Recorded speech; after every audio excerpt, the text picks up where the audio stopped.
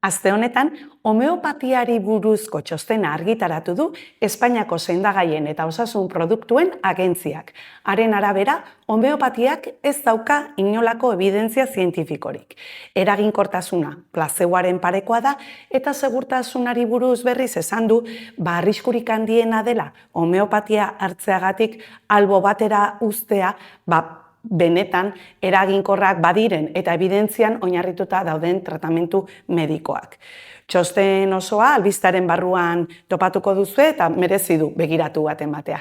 Eta merezi du baita sartzea eklipsari buruzko atal berezian. Atal horretan goaz pixkat sartzen eguzki eklipsari buruzko edukiak, adibidez mapak nondik ikusi dezakezuen eta bar, eta hasi dugu sorta bat esplikatzen duena zer eragin daukaten eguzki eklipsek bizidunongan. Lehenengo atala gugan, pertsonongan. Horretaz aparte, albisteak ere landu ditugu. Adibidez, Listrosaurusari buruz hitz egin dugu.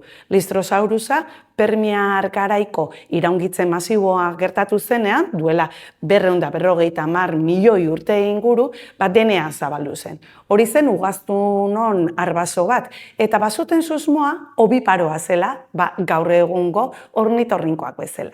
2008an enbrioi bat topatu zuten, ustez, egon zitekena arrautza baten barruan, baina orain arte ez dute hori baieztatzerik izan.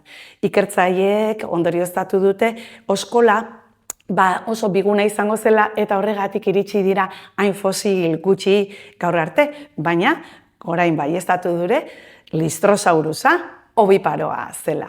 Eta bukatzeko osasunari buruzko beste albiste bat, eta da ChatGPT eta horrelako chatbotek erantzun okerrak eta batzuetan arriskutsuak ematen dituztela osasun aholkuak eskatu ezkero.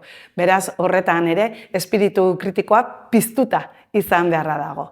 Hau guztia eta gehiago, zientzia.eus atarian.